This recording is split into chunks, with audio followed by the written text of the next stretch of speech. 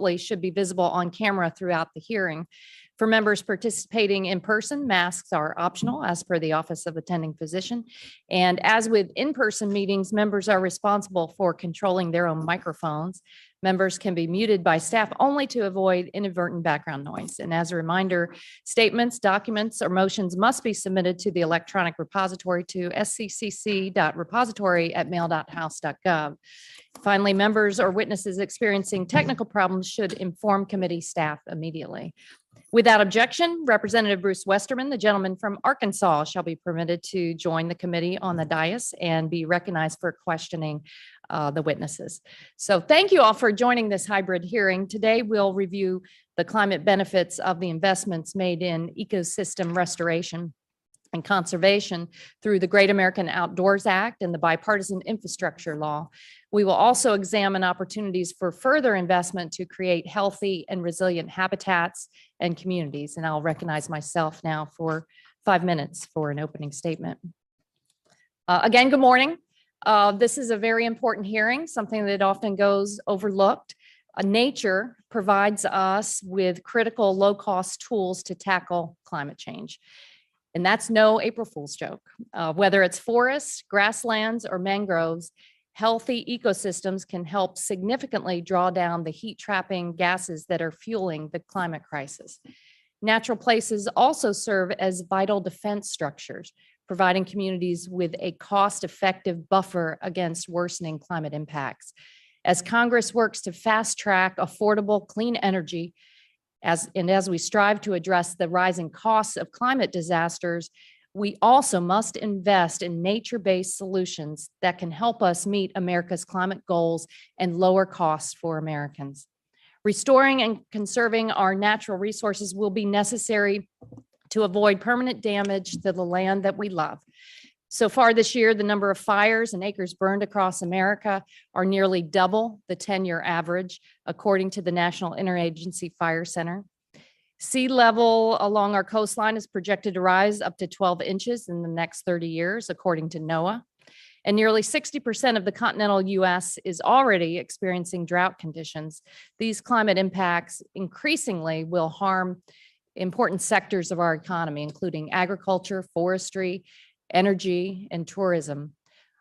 Unless we take urgent action, these industries will be permanently impacted by the climate-fueled loss of species and habitats, which is already taking place. Americans' lives and livelihoods are at stake. Investing in healthy habitats today will unlock incredible climate benefits for years to come. Thriving ecosystems remove carbon pollution from the atmosphere by acting as natural carbon sinks, and they can significantly help keep temperatures in check through the end of the decade. The same can be said for our bays, lakes, and ocean, which collectively absorb enormous amounts of heat-trapping carbon dioxide. Just in my community of Tampa Bay, healthy coastal habitats have the potential to remove about 74 million tons of carbon dioxide from the atmosphere by the end of the century, according to an analysis by Restore America's Estuaries. That's about the same as taking 15.5 million gas-powered cars off the road. Beyond these climate benefits, investing in healthy habitats also can bolster local economies. Ecosystem restoration projects often act as economic engines, generating local jobs in planning and engineering, manufacturing, construction, ag, recreation, and forestry. So we know it's important to source these jobs locally, and that we carry out these projects with each community's needs in mind, from planning to implementation to listening to disadvantaged communities and tribes. And over the past few years, the Congress has made good progress on conservation and restoration. With the Bipartisan Great American Outdoors Act, we made significant investments to enhance parks, forests, wildlife areas, and other public lands. In that bill, we permanently funded the Land and Water Conservation Fund, which supports recreation and conservation projects across America. And we established the National Parks and Public Lands Legacy Fund, which will address the maintenance backlog affecting critical infrastructure in our national parks and public lands. And then through President Biden's bipartisan infrastructure law, we devoted nearly $1.5 billion for coastal resilience and community-based restoration, and $2 billion for forest and rangeland restoration. It also includes permanent funding to restore national forests affected by wildfires and other events, as well as millions of dollars to restore fish passages, establish safe wildlife crossings, and protect our estuaries. But our work is far from done. We must be proactive and incorporate new projects. We must invest in capacity building to bring these solutions to every community. And we must work towards our goal of conserving at least 30% of all U.S. lands and ocean areas by 2030. Preserving America's unique natural heritage has broad bipartisan support. So I look forward to today's discussion. I'll yield back the balance of my time, and I'm pleased to recognize the ranking member for his 5-minute opening statement. Mr. Graves. Thank you, Madam Chair. Madam Chair, today I would like to announce to my good friends that I've finally seen the light, that I am 100% on board with y'all's efforts to move to renewable energy. I'm going to switch parties, and You're in sync with most of America now. Thank you. So April Fools. When I talked about switching, I know somebody's going to chop that. Somebody's going to chop that. And just to finish my statement, when I was talking about switching parties, I'm going to switch from the Saturday night Mardi Gras ball to the Sunday night Mardi Gras ball. And when I tell you I've seen the light, I do want to clarify that. So we recently had the president, in fact, over about the last 4 months, announced that he's going to release a total of 260 million barrels from the Strategic Petroleum Reserve. According to EIA, we've imported up to about 200,000 barrels a day of Russian oil. So you can do the math. The president's saying he's going to release 1 million barrels. Even if you add refined product in, you're still significantly below that number. And to me, it verifies what we've expressed concern about previously, is that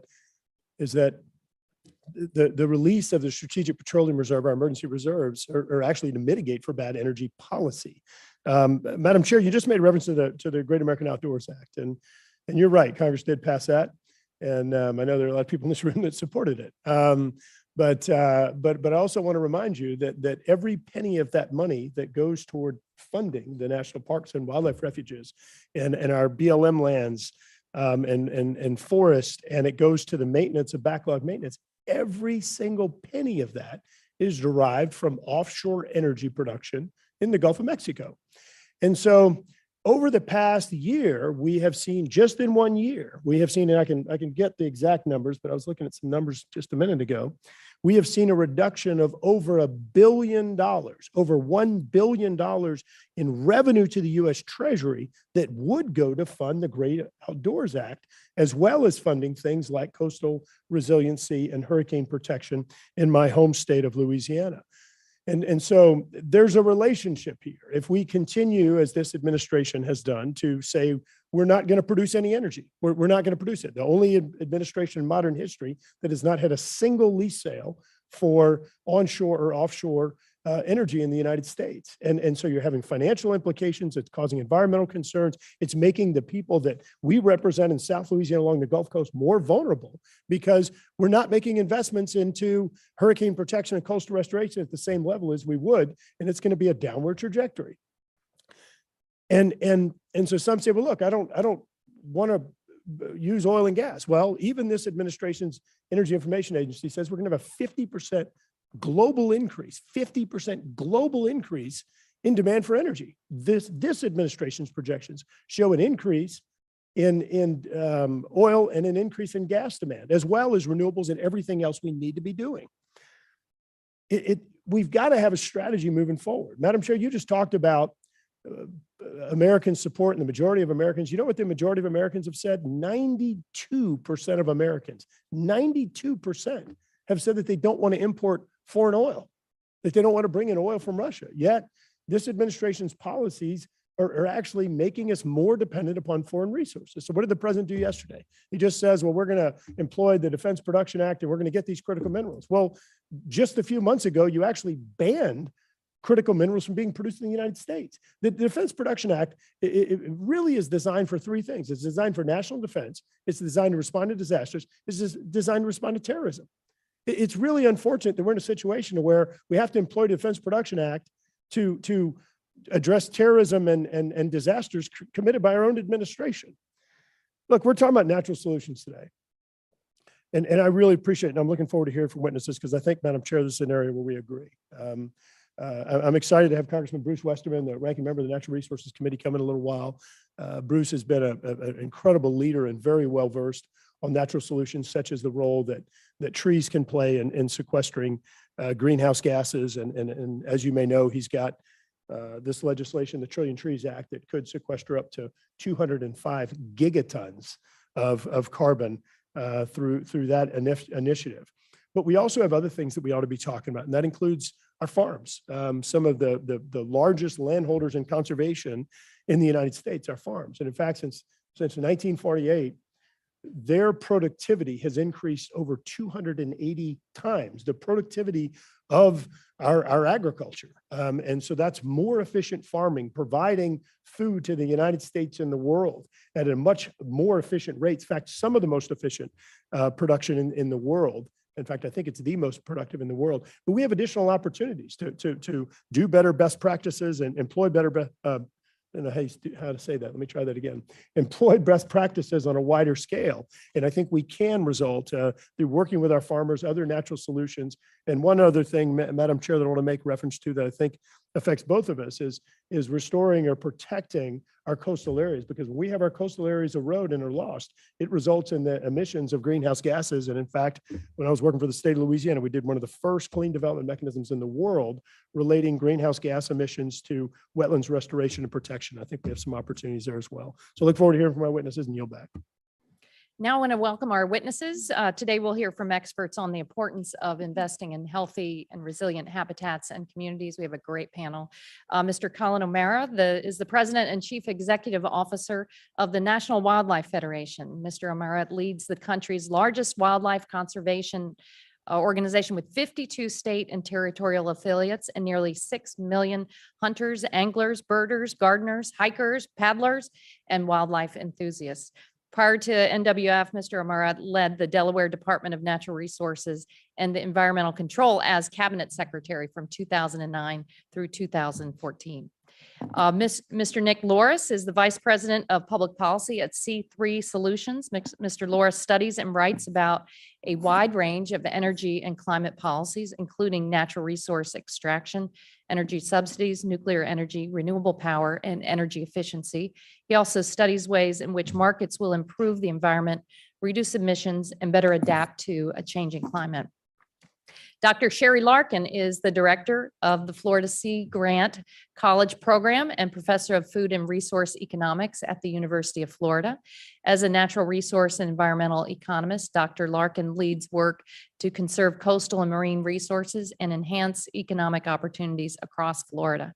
She has served as an elected member of the Executive Committee for the International Institute of Fisheries Economics and Trade, as well as president of the North American Association of Fisheries Economics.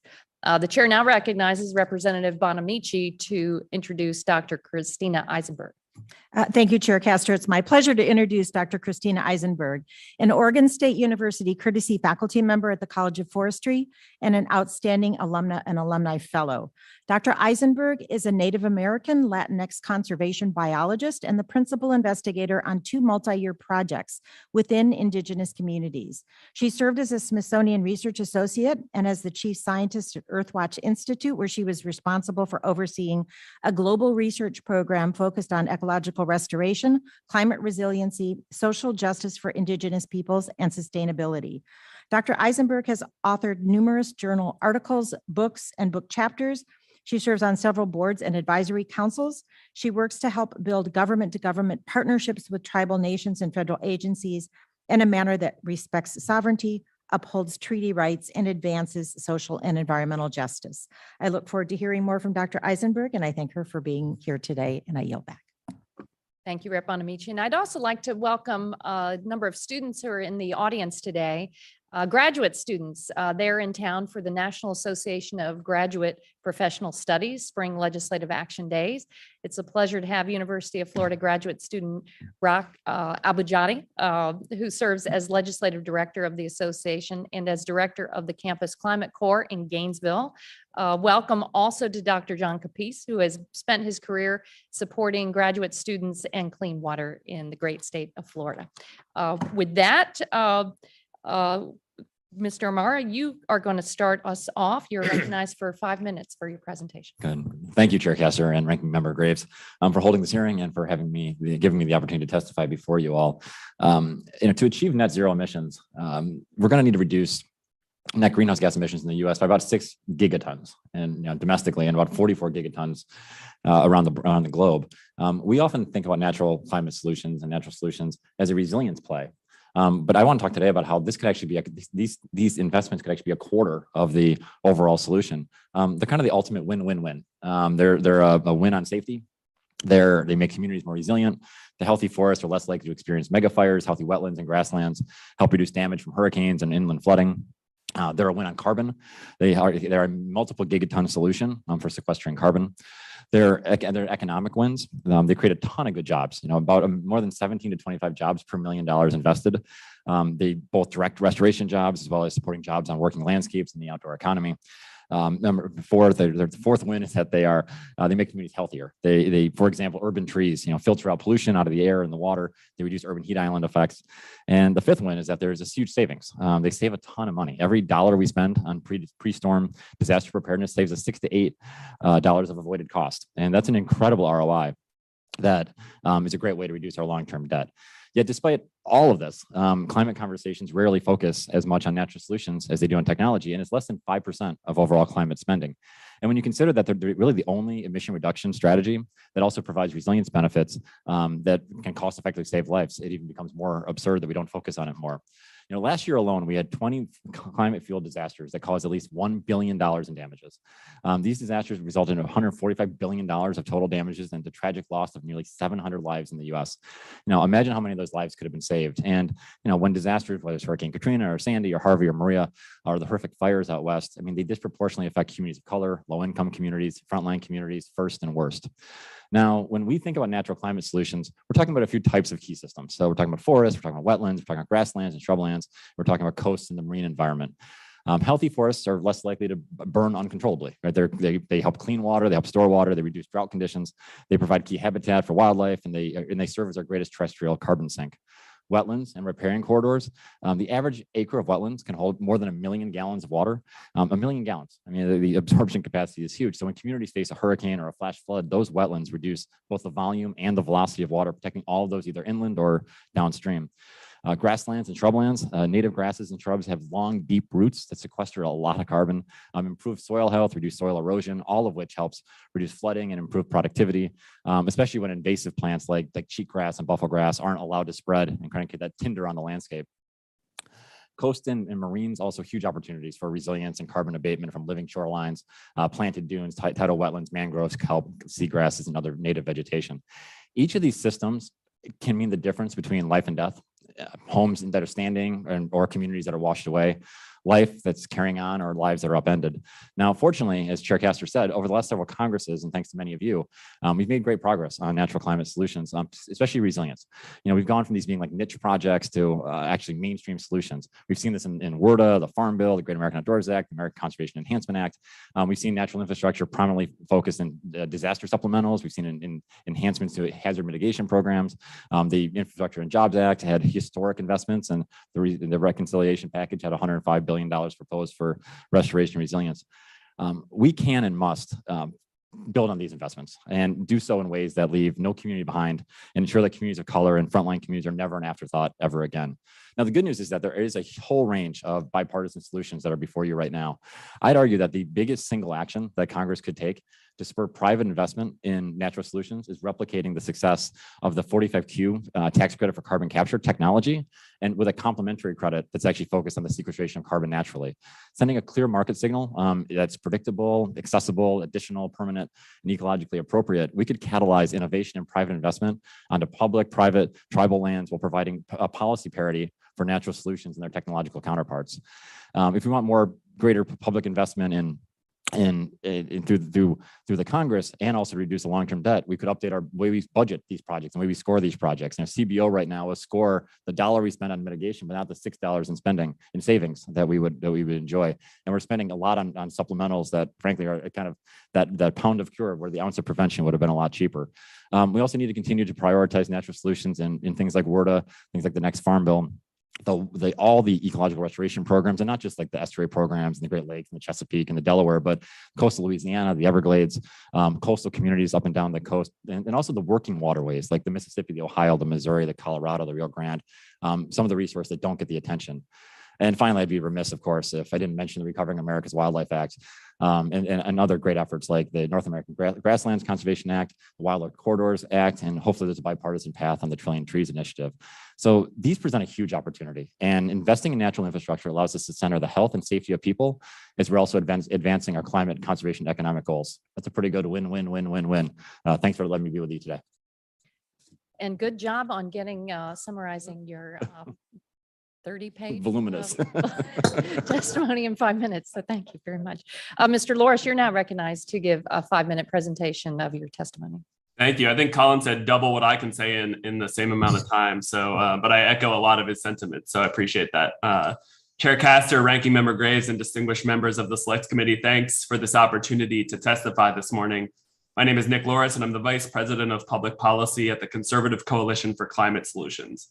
C3 Solutions is a think tank that focuses on policy reforms to empower entrepreneurs and innovators to solve our greatest energy and environmental challenges. And with my time, I'd like to make 2 brief observations. The first is to underscore the economic, environmental, and climate benefits of investing in America's natural ecosystems. Active management of America's forests, grasslands, and wetlands will improve air and water quality, restore wildlife habitat, and capture and sequester more carbon dioxide. Forest restoration and eradicating invasive species will also reduce the risk of wildfires, floods, and droughts. Furthermore, innovative agricultural technologies and practices enable farmers and ranchers to produce more with less. The result is higher yields, cost savings, and healthier soils that prevent erosion and sequester more CO2. Without active care and investment, however, the mismanagement of America's ecosystems can increase greenhouse gas emissions and pollution, exacerbate the risks of extreme weather, and be an economic drain on communities. For instance, the 2020 wildfires in California emitted more carbon dioxide than the entire state's fossil fuel emissions that year. Addressing the fuel load through controlled burns and timber harvesting will reduce the size and intensity of wildfires and improve the health of America's forests. Another major challenge is invasive species, which devalue properties, damage infrastructure, devastate ecological systems, and threaten economic livelihoods. Whether it is cheatgrass increasing wildfire risk or zebra mussels compromising water infrastructure, invasive species impose significant economic and environmental harm. Allocating resources toward prevention, early detection, and rapid response are the most cost-effective solutions as they prevent the invasive species from becoming too invasive. Harnessing the power of incentives is also an effective mechanism to reduce invasive species. For instance, the nutria is a semi-aquatic rodent that adversely affects wetlands and vegetation in Louisiana and several other states. Through a federal state program, participants can hunt and trap nutria and receive $6 per nutria delivered to a collection center. Another example is a resource incentive, where Florida's Fish and Wildlife Service provides a permit to harvest 1 additional spiny lobster for every 25 lionfish captured. The state also held a contest to see who could capture the most lionfish, and last year participants collected more than 3,400 in total. These collaborative relationships that utilize incentives are an effective tool to reduce and ideally eradicate invasive species. The second point I'd like to underscore is the importance of reducing or removing barriers that obstruct or delay investments in healthy ecosystem. These projects frequently run into burdensome, time-consuming permitting challenges. In addition, conservation projects can be held up for years in litigation. The significant loss of time to actively thin forests or eradicate invasive species often causes much worse environmental and climate outcomes. Rather than have pragmatic evaluation of risks and trade-offs, environmental reviews have too often devolved into a tool to stunt the development of cleaner infrastructure and delay projects that will restore America's ecosystems. To be clear, environmental reviews are a critical part of any project, as is the participation of the public and the communities affected by that project. Modernizing permitting is not about removing environmental safeguards, but increasing accountability and improving efficiency. Permitting reforms will allow preventative and restorative ecosystem investments to occur more resourcefully. Streamlined permitting will stretch taxpayer dollars further and inject more private capital into natural climate solutions. Federal agencies, states, the private sector, and nonprofits will be able to tackle our backlog of environmental priorities with more urgency and efficiency. With respect to agriculture, pro-growth tax policies will incentivize investment in new farming technologies and equipment, and leveraging Department of Agriculture programs to provide technical assistance for farmers and ranchers who want to pursue regenerative and precision agriculture will improve soil health and better optimize seed planting and treatment application, which will reduce the use of fertilizers, pesticides, fuel, and water. In conclusion, investment in healthy ecosystems is smart economic and climate policy. Rehabilitating forests, preventing and eradicating invasive species, promoting sustainable agriculture, and encouraging responsible land and water use practices will result in better ecological health, will reduce emissions, and will build up natural resiliencies to a changing climate. Natural climate solutions and healthy ecosystems will not come from treating America's lands and waters as if they should be stored behind glass in a museum. Instead, they require active attention, investment, and management. Policies and regulations should reflect those needs. Thank you, and I look forward to your questions. Thank you very much. Next, Dr. Sherry Larkin, you are recognized for 5 minutes to summarize your testimony. Welcome. Thank you. Good morning, Chair Castor, Ranking Member Graves, and members of the Select Committee. Thank you for your willingness to hear of new solutions to address the impacts of climate change, solutions that improve our coastal habitats, strengthen our community's ability to withstand sea level rise, and increase America's blue economy that NOAA estimates affects 127 million people that live in coastal counties, municipalities, and parishes, or 40% of the US population. In 2018, America's blue economy supported 2.3 million jobs and contributed $373 billion to the nation's gross national product. In Florida, the share of the economy that is driven by our coastline is well above 40%. It is over 75%, making climate resilience intertwined with our state's future. My name is Sherry Larkin, and I'm a professor in the Food and Resource Economics Department at the University of Florida, and I'm the director of the Florida Sea Grant College program.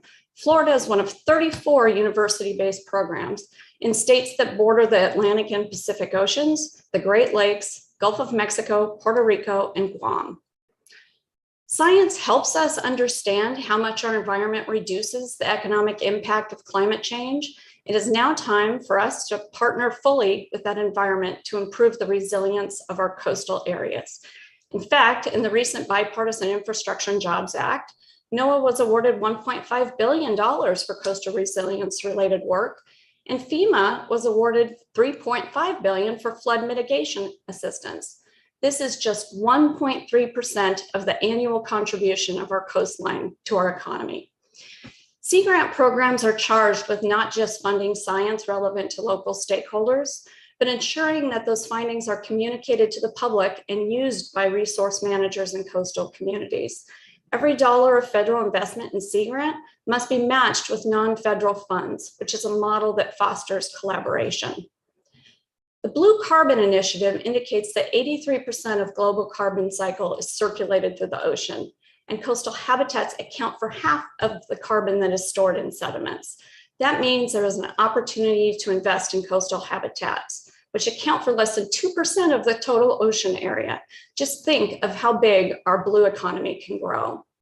In Florida, some of our activities in this space include restoring coastal seagrasses, mangroves, sponges, corals, and sea oat habitats, improving coastal water quality by helping divert boat sewage to clean marinas, and removing plastics from oyster restoration projects, building the capacity of local agencies, institutions, and associations to apply for federal funding, and improve FEMA's community rating system scores for reduced flood insurance premiums. We train shellfish aquaculture farmers and offer certifications for marine contractors to build living shorelines. We create public education programs like Climate Smart Floridians, seagrass safe boating, and mangrove trimming best management practices that help residents live more sustainably. Investigating regulatory revisions that would allow shellfish growers to supply seafood and be used for coastal restoration is particularly needed in Florida.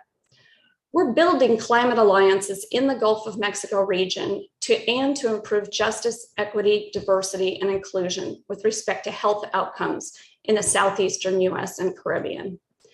The reality is that to generate societal benefits, a lot of pieces need to be in place other than just habitat restoration. Namely, number one, site-specific research that quantifies the net carbon benefits, estimates the feasibility and value of alternative solutions, and evaluates proposed policies. Number two, education to encourage careers in natural coastal solutions and for homeowners, policymakers, and relevant industry sectors. And number three, training and workforce development to grow a new blue economy that benefits all Americans. As Sea Grant supports students and connects to the public through boots on the ground outreach, we believe we can create a grassroots movement, which is why I was delighted to learn that several graduate student leaders with the Campus Climate Corps were planning to be in front of you today. And if we don't embrace the opportunity now, the blue economy could leave America behind, and especially the underserved, even perhaps further behind. Finally, I wish to thank the network of Sea Grant programs nationwide and all of our unrecognized government and NGO partners, since we really do none of this alone. I appreciate the opportunity to share our collective vision regarding nature-based solutions and look forward to our discussions. Thank you.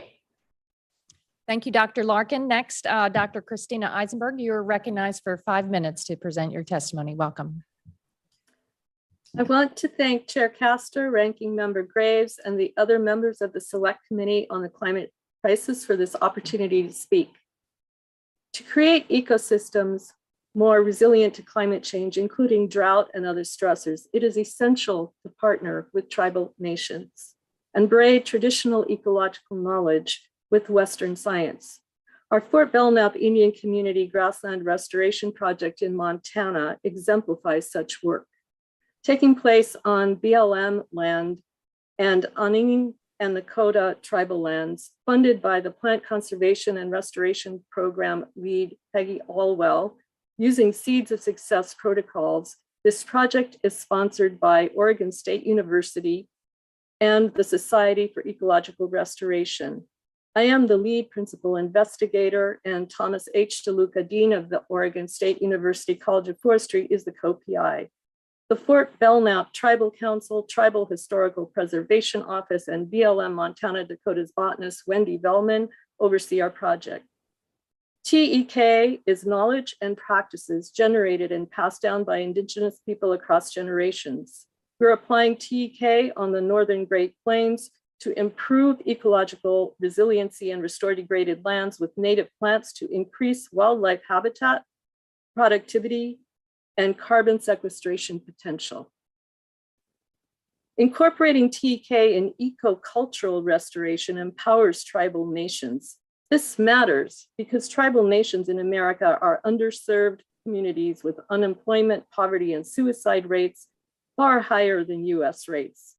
Ours is also a high priority project because this prairie is a critical carbon sink and endangered by anthropogenic climate change. We deploy a tribal conservation corps of at-risk youth who collect the seeds of ecologically and culturally significant plants strictly protected by tribal data sovereignty. We're implementing the National Seed Strategy and Plant Conservation and Restoration Program by following Seeds of Success protocols to ensure a stable, economical supply of native plant materials for public land restoration. We're collecting data per BLM assessment, inventory, and monitoring protocols to assess public lands. Maintaining healthy, sustainable ecosystems supports diverse land uses and benefits the National Public Lands Trust. Over the first 2 years of the project, fiscal year 20 and 21, outcomes include 45 jobs created, 94% of them for Native Americans, 39 of which were for tribal youth, totaling 15,000 hours of employment. We raised $200,000 in external and in-kind funding and collected 25 pounds of seeds for ecocultural restoration. Youth on our project have stayed alive and in school, and some have begun college. Beyond these tangible outcomes, during a Category 4 drought in 2021, I received a major lesson. On BLM land, I found ankle-height grasses in few places where plants had bloomed, their seed pods were hollow because the plants had suppressed growth because of the drought to survive. On tribal land, in the same ecological conditions, the grasses grew 4 feet tall with an abundance of seeds. This stark difference was unattributable to cattle. Both tribal and BLM lands were multiple use lands subject to cattle grazing, documented by our trail cameras. Kopiai Tom DeLuca, a soil scientist, and I will be looking at fire and other land management practices and their impacts on soils. Charcoal in the soil created by low severity fires set by indigenous people sustains soil carbon capital and increases nutrient availability and drought resiliency. When tribal lands were stolen and settled throughout the US, fires were suppressed. Indigenous burning is a key TEK practice and used globally to improve soil health. The next step is to create an ecocultural restoration plan with Fort Belknap that includes native seed collection, ethnobotany, and pollinator and soil health studies. The plan will contribute to the Fort Belknap climate change program. We have applied for US Fish and Wildlife Service Grassland Conservation Program funding for this work. Ecocultural restoration partnerships can advance our national climate resiliency agenda. This requires building capacity with education and jobs in botany, soil science, entomology, forestry, and ecological restoration for Native Americans. OSU can deliver the necessary education in partnership with federal agencies, tribal nations, and non-tribal landowners. Together, we can empower tribal nations and help America meet the climate challenge. Thank you. Thank you, Dr. Eisenberg, and thanks to all of our witnesses for your insightful testimony. And without objection, all of the witness testimony will be incorporated into the record. Now we'll turn to member questions, and I'll recognize myself for the first 5 minutes. Well, we know that wetland and forest and ecosystem restoration and conservation is critical to adaptation and mitigation over time. But it's also, as many of you highlighted, it's also vitally important to capturing carbon and sequestering carbon. Just a few weeks ago, the world's top scientist said we must act urgently to reduce carbon pollution. There is a rapidly closing window for us to avoid catastrophic impacts and the rising cost of the climate crisis. So I want to know how do we do that? What's working right now? The federal level, helping states and local communities, all in partnership. How do we make sure that we're getting the best bang for the buck, the federal dollar that we're investing in natural solutions to sequester carbon? And how do we prioritize, Mr. Amara?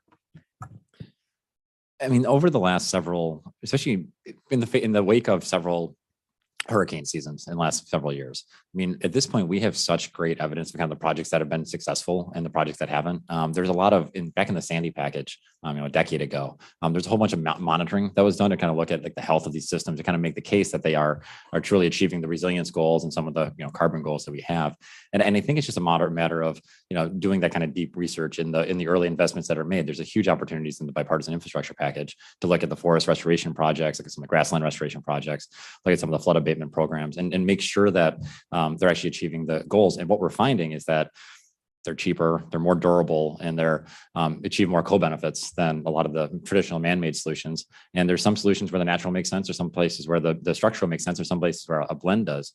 But there's a lot of good data now that kind of shows the types of public infrastructure investments that really should prioritize natural investments maybe over some of the last century solutions. And Dr. Larkin, you're well versed in those partnerships. There are so many funding streams that come from federal initiatives down to state and localities.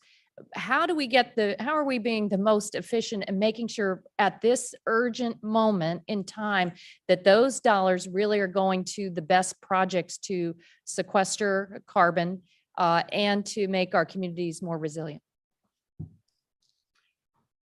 Thank you, Congresswoman Castor. That's a great question. And I think we have, like the previous speaker said, we have a lot of mechanisms to follow up and track. I think we do a much better job now of tracking and quantifying outcomes. The science has helped us progress to the point where we can actually get to the economic value of those outcomes. I do see a trend in terms of making more impact in these integrated calls for proposals where you're tasked to go out and have local boots on the ground, and you're tasked to bring different parts of the federal government together. So we often work not just within NOAA, but within projects with the Department of Defense and the EPA. And I think those funding mechanisms and those language that really charge us to go out and develop a network of partnerships are where you see a lot of the impact happening. So we see it in partnership, for example, with farmers through agricultural extension. We see it in some of the land conservation programs, but Dr. Larkin, there are so many communities that just do not have the capacity to go and fight for the federal grants. What do we need to be doing to make sure that lower income communities, rural areas understand that they have a partnership and can access the investments and tools they need? Oh, that's really good. First, I'd say, I think we're lucky that we sit with our land grant partners, so land and sea grant. We have those boots on the ground. I think in developing partnerships, so one thing, we go where the problems are, and we are not big enough to go out and reach out to every company. No agency is, or every organization. So we have to rely on training the trainer program, almost like where if we help one community, we help that community develop another community. I think when you look at the forced multiplier effect, for instance, or organic, the notion of organic growth is we set some models in motion, that success breeds more success. And I think that's one area that we're most excited in because applying for federal money is not easy. So helping that capacity is definitely right. But when we help that capacity, help them with one grant, they will then have the capacity to go after the next one. So we really hope that grassroots will pay off in the long run. Thank you very much. Next, we'll go to Ms. Miller. You're recognized for 5 minutes.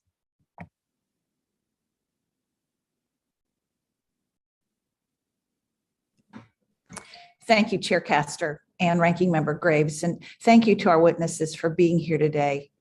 West Virginia it's just so well known to be one of the most beautiful locations in the country, if not the world. In southern West Virginia, we highly prize our environment, and we know that the beauty of our state lies both in our geography and in our abundant natural resources. I was proud to be a sponsor of the bill to designate the New River Gorge as our nation's newest national park. My community has seen a huge increase in the attention and in the tourism from so many Americans, as well as visitors from around the world who have had the opportunity to encounter West Virginia for the very first time. In fact, 600,000 more people visited the New River Gorge National Park this year than the year before. That's over 1.7 million people. I'm so proud of the abundant resources, the natural resources that my state have to offer, from the clean coal to the high quality oil and natural gas.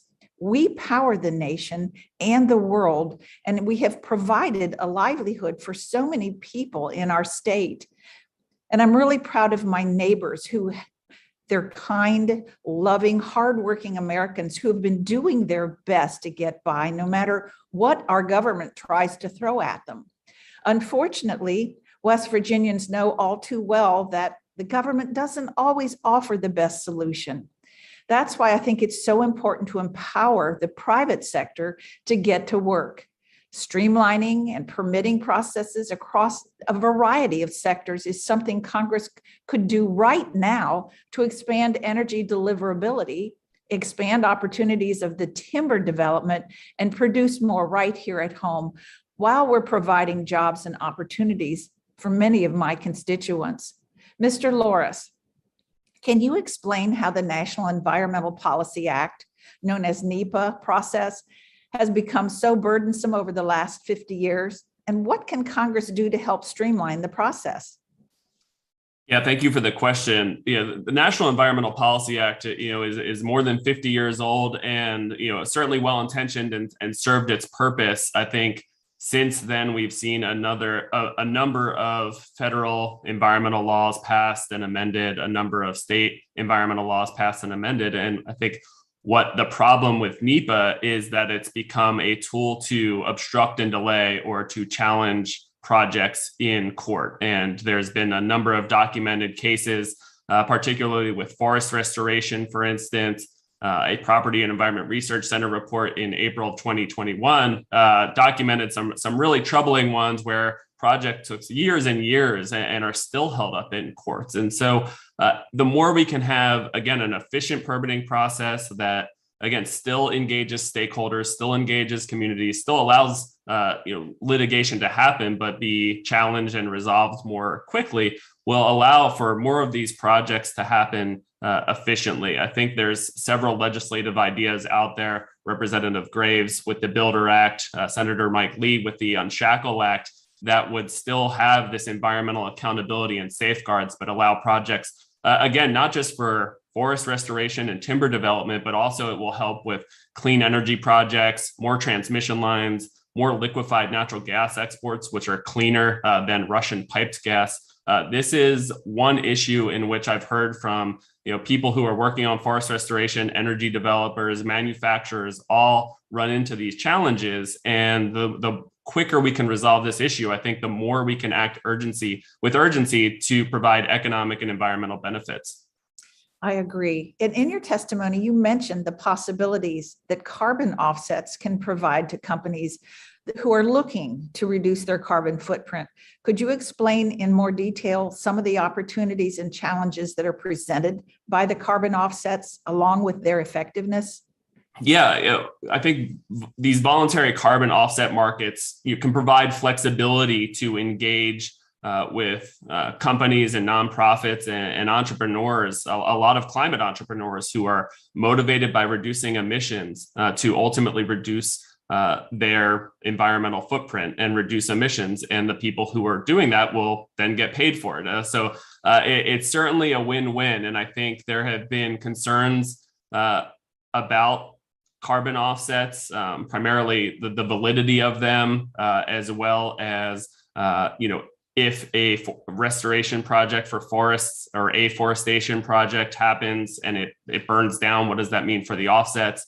And there's been some challenges with validity, but those concerns, I think a lot of them have been alleviated by the work of the private sector, by nonprofits, in terms of we have better technology now. We can use drones and satellite imagery and better data to verify that these offset projects are happening. I think another concern is the concept of additionality, which, are people getting paid for something they were going to do otherwise? And it's very difficult to prove a counterfactual there.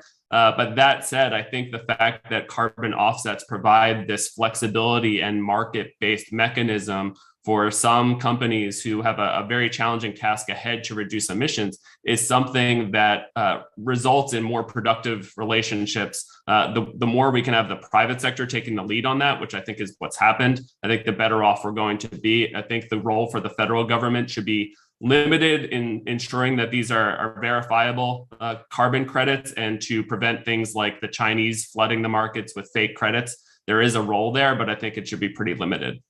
Thank you. I yield back. Rep. Bonamici, you're recognized for 5 minutes. Thank you so much, Chair Castor and Ranking Member Graves, for holding this important hearing. And thank you to the witnesses for your expertise. In November, this committee held a hearing examining tribal perspectives on the climate crisis. I asked a question about the announcement from the White House Council on Environmental Quality and the Office of Science and Technology Policy about the administration's commitment to elevating Indigenous traditional ecological knowledge in the federal policymaking process. Early last month, the White House announced that the administration will be developing guidance to lift up traditional ecological knowledge in federal decision-making. So Dr. Eisenberg, you have substantial experience with traditional ecological knowledge. What are the lessons learned and the best practices that should inform the development of this guidance? Thank you for that question, Representative Bonamici. I was actually present at some of the meetings that you just mentioned, and I'm very actively involved with the process of providing guidance on how to use Indigenous traditional ecological knowledge, or TEK, as it's referred to by the scientific community. We need to have government to government relationships.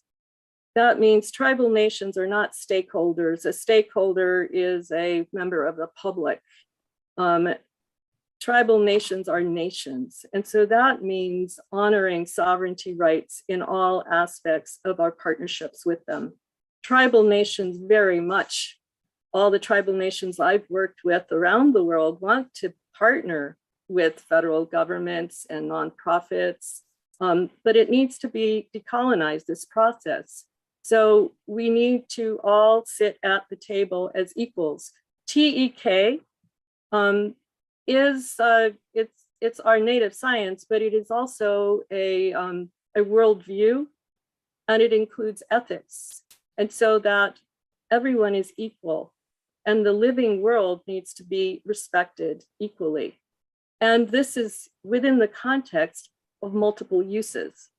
So part of the things that can help advance this is to integrate our cultures, our elders in all the conversations, and the White House is really leading with this. The White House Council on Environmental Quality, some of those meetings have been led by Secretary Haaland, and she really embodies these principles in her leadership style.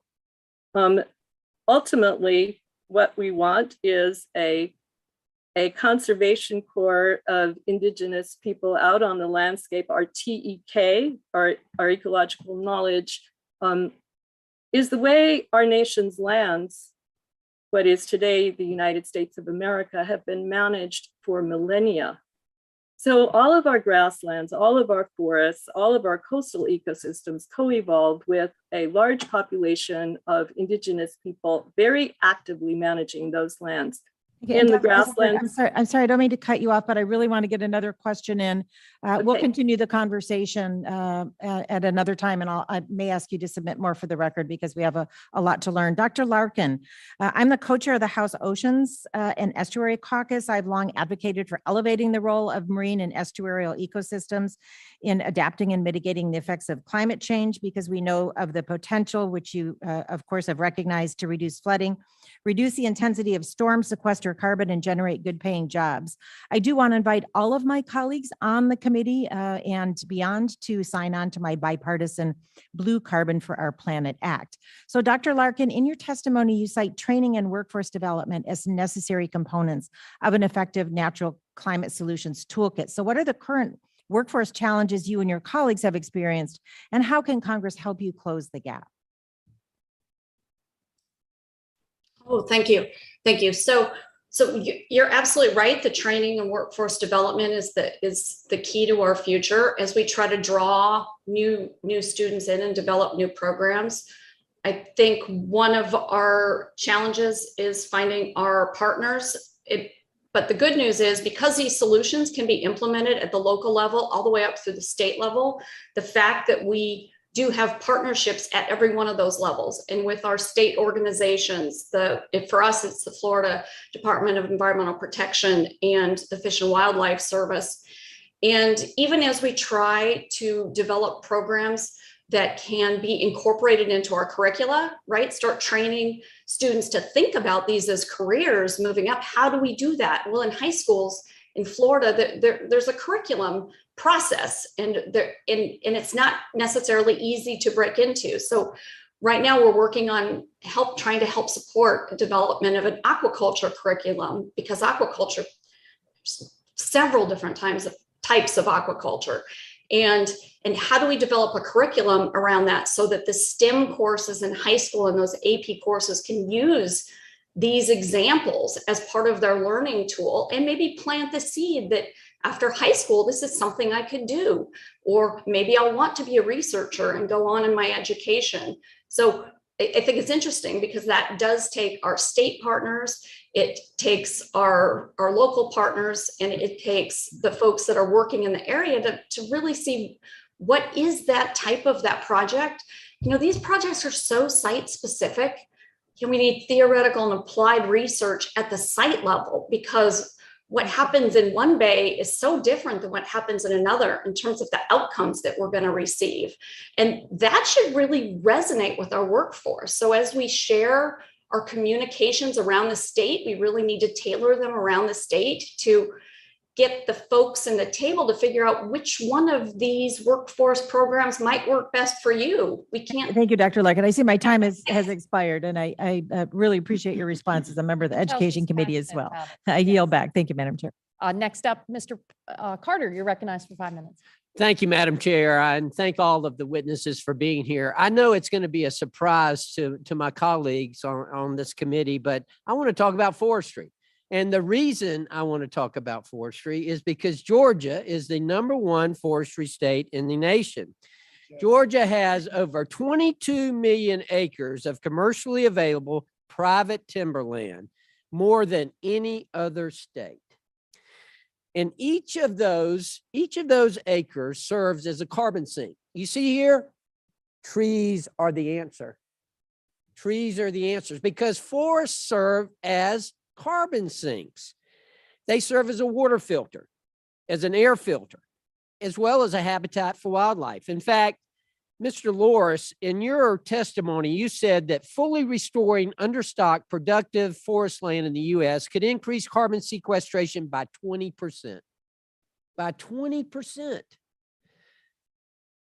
Bruce Westerman, the Representative Westerman, the ranking member on natural resources, has a bill called the Tree and Trees Act. We're trying to make sure that we plant 1 trillion trees. It's a great bill, great effort. And one of the problems that we're facing is ensuring that forests remain forests, because landowners can use their land for just about anything to make a living, and they do. But unfortunately, due to natural disasters, hurricanes, fires, a lot of times after they have this natural disaster, they don't put it back into forest land. And that's what we need to encourage them to do. So I've got legislation that is co-sponsored by Representative Sewell from Alabama. It's called the Disaster Reforestation Act. And this will help fix a portion of the tax code that makes it difficult for forest landowners to continue using their land for forest. I want to ask you, Mr. Loris, what are some other barriers to expanding and maintaining our forests, both public and private forest lands? I think the two challenges are we need to protect the ones we've got, and there are a number of policy fixes that I think could help with timber harvesting, removing export bans on timber harvesting that occurs on federal lands, expanding acreage limits for categorical exclusions for controlled or prescribed burns, excluding state level air quality emission standards for prescribed burns as well, which would just be a temporary fix, but to allow a prescribed burn to happen on a good day where it's not windy is a temporary fix to ensuring that we don't have worse environmental and climate outcomes as a result of a more intense natural disaster in a wildfire. And then, I think to your other point is planting more. There's a number of provisions within the Trillion Trees Act, matching grant programs to provide seeds and saplings for states, for nonprofits, for tribes to continue to plant more trees. And I think the more we could also expand afforestation efforts as part of remediation of abandoned mine sites, there's thousands of mine sites that need environmental remediation. And the more we could inject natural climate solutions into that remediation, and there's some good legislation that will remove some of the environmental liability risk associated with environmental mine land cleanup, the better off we're going to be. Good. Well, thank you. Well, one thing I know that we can do is expand the use of wood and the wood products as a renewable resource. And that would both ensure that there's always a market for working forests, keeping them economically viable, and that we continue to grow trees that pull CO2 out of the atmosphere. Mr. Loris, can you speak very quickly to the environmental benefits of using wood and forest products and how we could further incentivize this, specifically about the life cycle of emissions? This is one thing that I think we miss the point. When people talk about biomass, they think, oh, you're burning something, therefore it's putting carbon in the atmosphere. No way it can be it can be environmentally friendly. But if you look at the whole life cycle, it indeed is. Mr. Loris? Yeah, that's right. And I think we can expand the use of wood projects to continue to utilize wood as a safe, environmentally sustainable product. And again, that's where I think some of the legislative opportunities to enhance the availability of wood projects, whether that's through ARC legislation that would enhance opportunities for these kind of new, more efficient types of wood, and even, harvesting younger trees is still going to be better off from an environmental standpoint. And if you look at what the alternative might be in terms of using cement or other products that are more emissions intense, you're still going to be better off from an environmental and climate standpoint. So not only does it provide economic opportunities, but it provides environmental benefits. Okay, well, good. Again, trees are the answer. Remember what they say back home, Madam Chair. When you breathe fresh air, get down on your knees and thank the farmer who planted the trees. God bless America, and I yield back. Mr. Carter, you're giving me visions of the Lorax and Needs and truffula trees and the Onceler.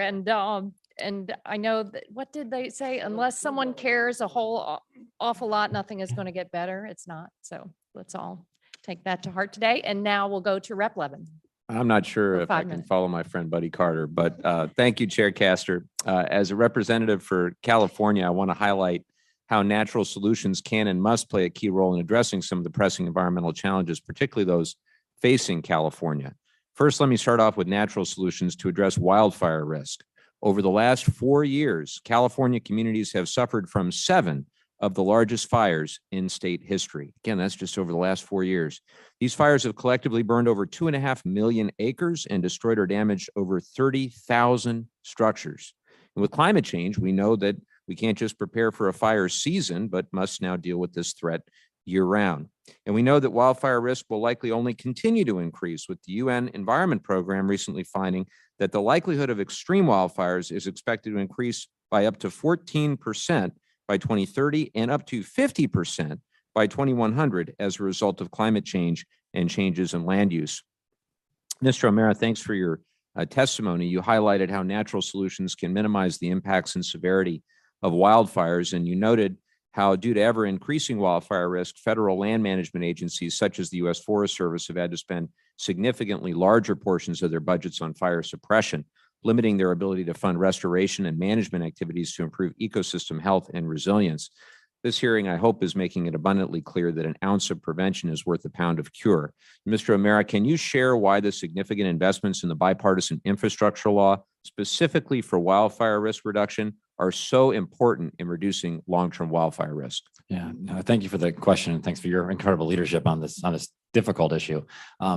As you said, I mean, healthy forests, having, making sure that you have ecologically appropriate reforestation practices, making sure you're removing invasives, making sure you're trying to get at things like disease, or trying to make sure that you have, moving, in some cases, small diameter trees, and some of the tinder that, leads to these massive fires, is all part of having systems that are much more resilient to the kind of fire spread that we've seen. I think a lot of folks talk about the acreage of the fires. It's the intensity too. It's the level of heat. There's not enough soil moisture in some of these cases. So all of a sudden, fires that may have had a couple, tens of thousands of acres, all of a sudden are in hundreds of thousands of acres or millions of acres, because these systems are not sufficiently resourced. And like for most of the last decade, the Forest Service is spending more than 60% of the budget fighting fires, not actually restoring forests. The bipartisan infrastructure package is going to help reverse that. The $27 billion that's proposed in the reconciliation package would very much fix that. So hopefully that can be part of the ongoing negotiations. Exactly. Well, you pointed out that $27.5 billion for forest restoration that was included in the House-passed reconciliation bill. That would be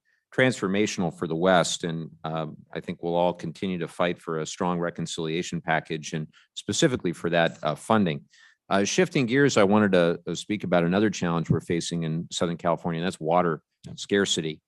We know that droughts, wildfires, rising temperatures, and the degradation of natural ecosystems are exacerbating this water crisis that we're facing. Can you expand on how protecting natural ecosystems on a watershed-wide scale can protect access to reliable, clean water, and also how restoration projects in upper watersheds benefit users downstream? Yeah, I mean, having healthy ecosystems, whether that's healthy forests or healthy grasslands, do provide an absorption value to keep kind of water where you need it, and not having the high rates of evaporation that we're seeing in Southern California, for example. Some of the challenges we're facing in the Sacramento Delta up north, and really kind of making sure you're kind of holding the water where you need it, so you have the access to it, as the demand in the right places. And so again, I mean, folks don't always think about forests as a not just a carbon sink, but a kind of a water sink as a way to have these healthy watersheds. But it is a critical part of the solution, and I'd much rather see that than some of the man-made conveyances that aren't nearly as effective as what Mother Nature created. Thank you for that. Dr. Eisenberg, I'd like to turn to you. Staying on the topic of water, I was excited to hear about your work with tribal communities in Montana, restoring degraded lands with native plants, and was glad to hear about the positive ecosystem health benefits you've seen through these restoration partnerships with tribal communities. Can you discuss how these restoration practices can improve water resilience on an ecosystem-wide scale? And also, how can restoring grasslands be a key natural solution to the West's water scarcity challenges?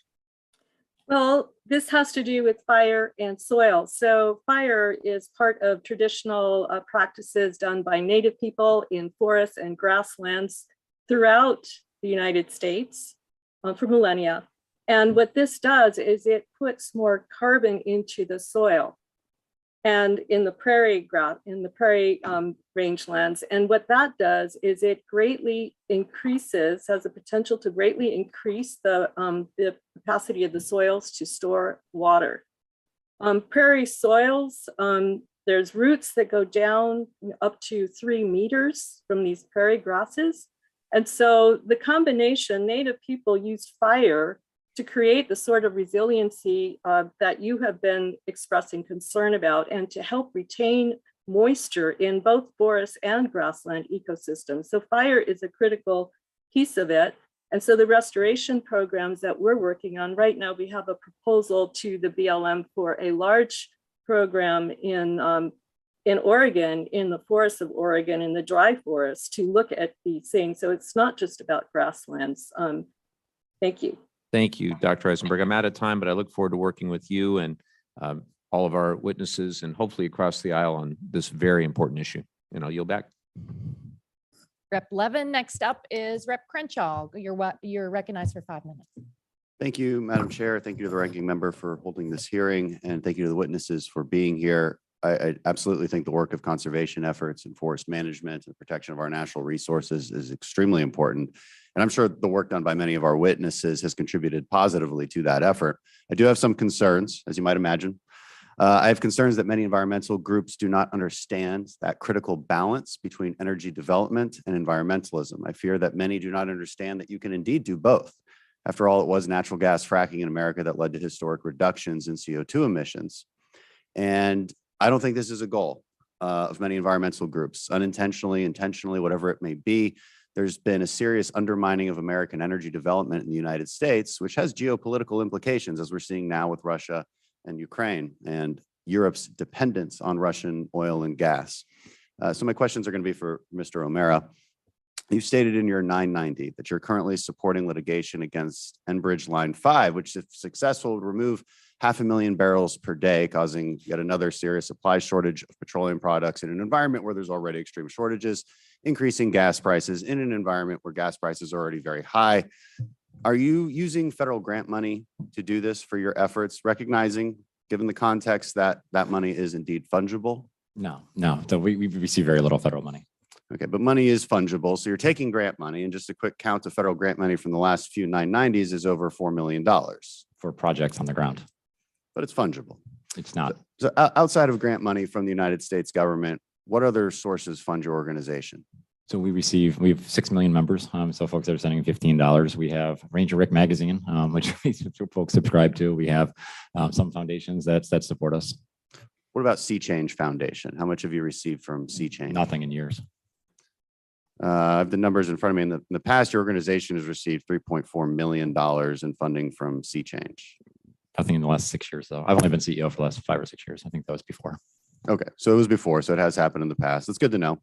The reason I'm concerned about this is because it's well documented that Sea Change is in part funded by a Russian shell company based in Bermuda called Klein Limited.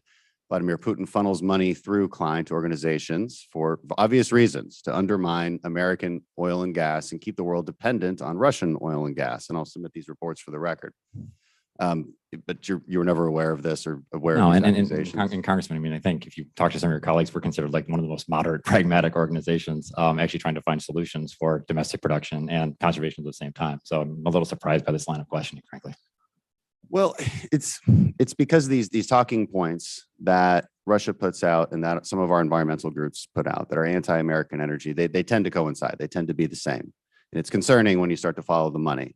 I appreciate the fact that it hasn't happened in 6 years. That's good news, but the talking points haven't changed and the efforts haven't changed. You know, and here's another question. So if you get rid of this pipeline, you get rid of more American production, do you think that affects worldwide demand or worldwide emissions? Well, I mean, if you want to talk about Line 5 specifically, it's coming from Canada. It's going across the Great Lakes. It's a 63-year-old pipe that's under both Lake Huron and Lake Michigan. If it ruptures, it'll be a catastrophic impact that's greater. It's going to make the BP oil spill look like child's play. I do think that's different. I mean, there are other pipeline projects we have not opposed. I mean, we are not in kind of the pipeline business generally. If the Great Lakes become contaminated, especially when there's other alternatives, there's a Sarna line, there's the 17th line, there's a bunch of other options in that region.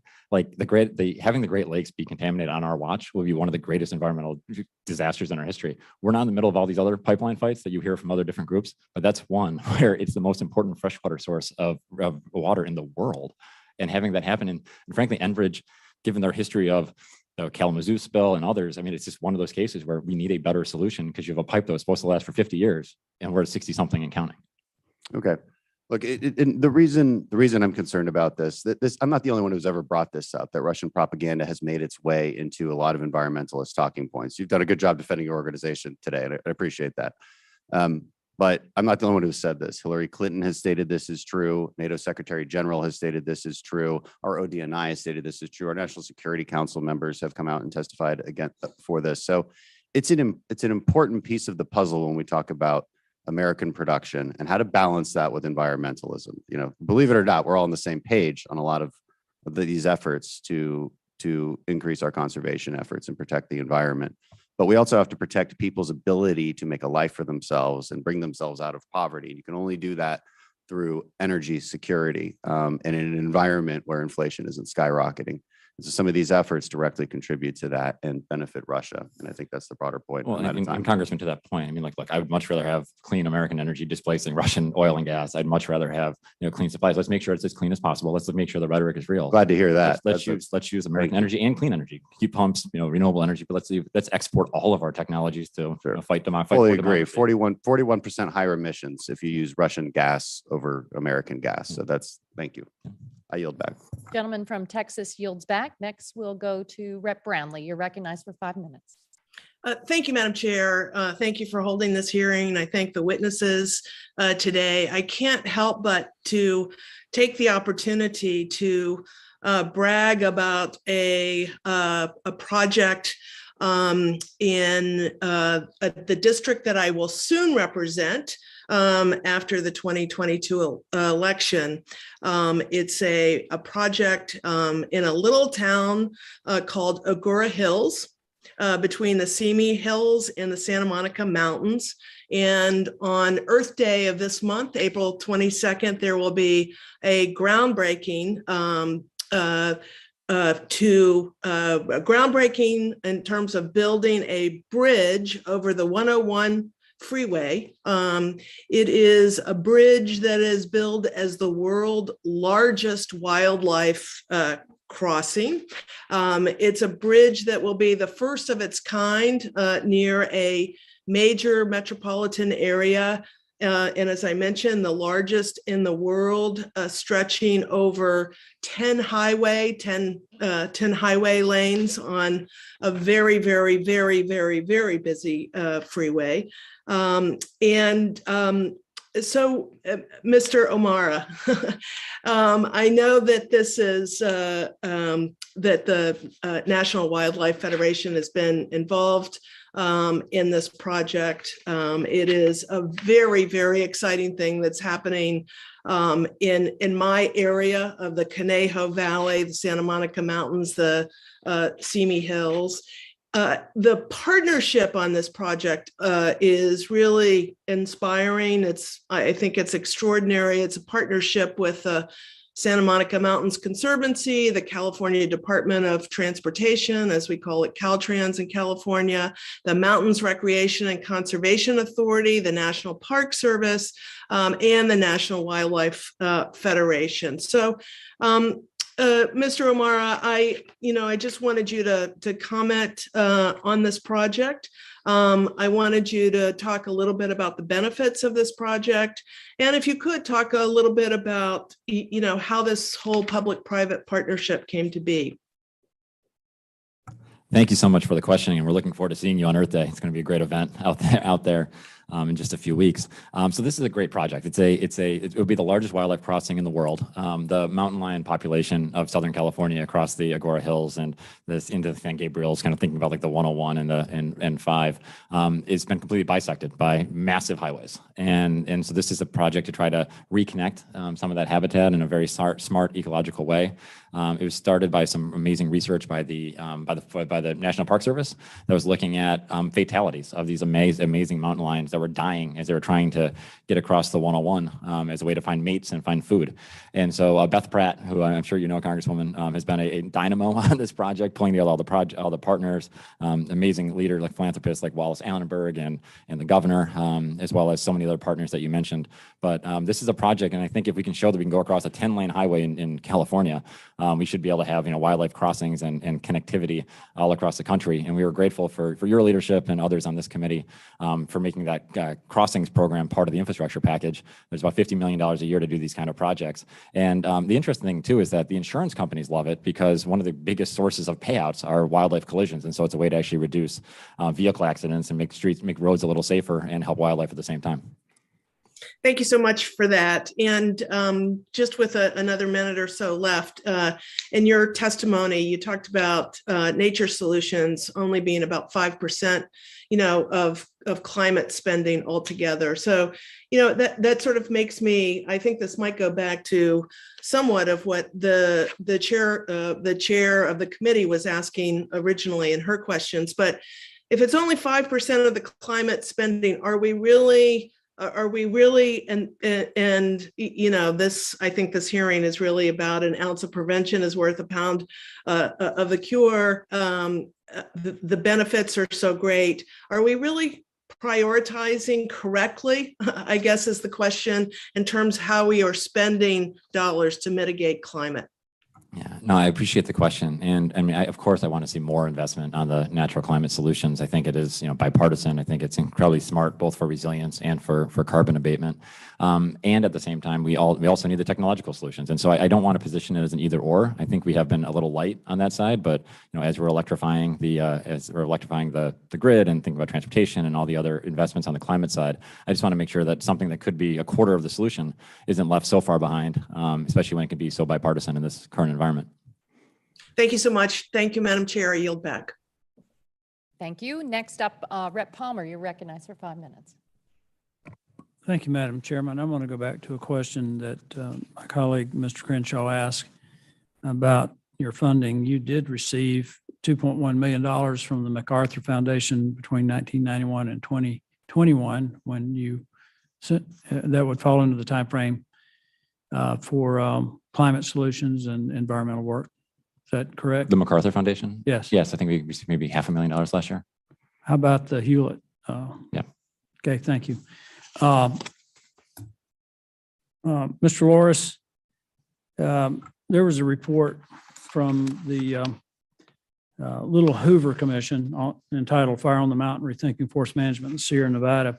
That was the topic of a San Francisco Chronicle article, and the lead of the article said a century of mismanaging Sierra Nevada forests has brought an unprecedented environmental catastrophe that impacts all Californians. The commission goes on to say plans for prescribed burning to rid the forest of dense ground cover often clash with regional air quality regulations, even as emissions from catastrophic wildfires nullify hard-fought carbon reduction accomplishments. I just want to know your opinion in regard to the misguided ideas about prescribed burns, which have led to unhealthy forests, more carbon emissions, and unnecessary wildfire damage and deaths, and particularly the intense heat that is created by wildfires because of the failure to properly manage the forest. Would you comment on that? Yeah, and Colin was exactly right when he said, it's not just about the size of these wildfires, it's also about the intensity and the heat. And, prescribed burns and controlled burns is something that the U.S. has been doing for a long time. And unfortunately, in places where there's been more bureaucratic hurdles, it's been happening less frequently than it otherwise should. I mean, you could look at a place like Florida juxtaposed to California, and the rate of controlled burns in a place like Florida is so much more efficient than what happens in California. And so I think this is something that has been, time and proven again, where forest managers at the federal level, at state level, nonprofits, private organizations, private landowners all understand the environmental importance of controlled burns. And when a overly bureaucratic environmental review process happens, when these projects are held up in years of litigation, we see what happens. Okay. I also have an article from Mother Jones News. It's a favorite publication of leftists, and it's about the pine beetles that are ravaging western forest. It's been an issue in southern forest for decades, for years, as long as I can remember.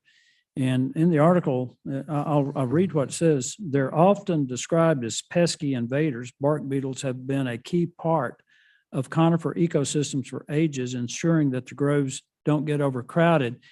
Is this a leftist? I don't even know how to describe this. Is this some idea of how to log forests through beetles to manage forest? I mean, to allow pine beetles to continue to decimate these forests and actually create even more fuel for forest fires? Not to my knowledge. And again, preventing and eradicating invasive species should be a bipartisan issue. And I think there's a lot of pragmatic groups who believe that to be so. And the infrastructure bill provides $100 billion each to the Department of Agriculture and Department of Interior. Again, I think the more we can get people on the ground doing the work to eradicate the invasive species, and the more we can provide and harness collaborative relationships between private landowners, federal and state agencies, and the federal agency, the better off we're going to be. Hey, let me move on to that. One of the ways to prevent this destruction of the forest is to log these forests. And that's a way of sequestering carbon. When you cut the timber and you turn it into wood products, you sequester carbon. But that's also a way to mitigate the infestation of the pine beetles. You can cut the infested trees, peel off the bark and burn them, which that creates some emissions issues, or cut the trees and then spray with toxic sprays. Doesn't it make more sense to engage in sensible logging practices and forest management than to allow the pine beetles to continue to destroy the forest and again, create this massive amount of deadwood fuel that create these intensely hot fires? Yeah, and part of that speaks to permitting and again, environmental review challenges. I don't mean to sound like a broken record. You could lift the export ban on unprocessed timber on federal lands. I mentioned the ARC legislation, the America's Revegetation and Carbon Sequestration Act, that would allow for some of this development to occur. And again, for more mass timber development. And again, I think we need to look at the trade-offs when you use more timber, when you promote healthier forests, rather than using concrete and rather than losing these forests to extremely intense and large wildfires, the better off we're going to be from an economic standpoint, but also from a pollution and a greenhouse gas emission standpoint. My time has expired. I yield back. Next up, Rep. Caston, you're recognized for 5 minutes. Thank you, Madam Chair. I want to talk about natural solutions as the theme of this, but I do just want to start. I feel compelled to respond to some of the comments that have been made. Tomorrow will be the 2-year anniversary of President Trump calling the Saudi Arabian government and saying that we were going to withhold, we are going to take our troops out unless you cut OPEC production. And in his words, because of a strong desire to protect the U.S. oil industry. I am delighted that in the 2 years since, my colleagues across the aisle are now opposed to Vladimir Putin. I'm delighted that my colleagues across the aisle now support providing defensive weapons to Ukraine. That is a genuine transition. It is welcome overdue, and I think it's genuine. I'm also extremely disappointed that they continue to oppose every policy that would reduce fossil fuel demand while simultaneously opposing anything that would increase fossil fuel supply, as the ranking member did today in his opening statement. You cannot oppose demand reduction and oppose supply reduction and claim to be in support of lowering fossil fuel costs.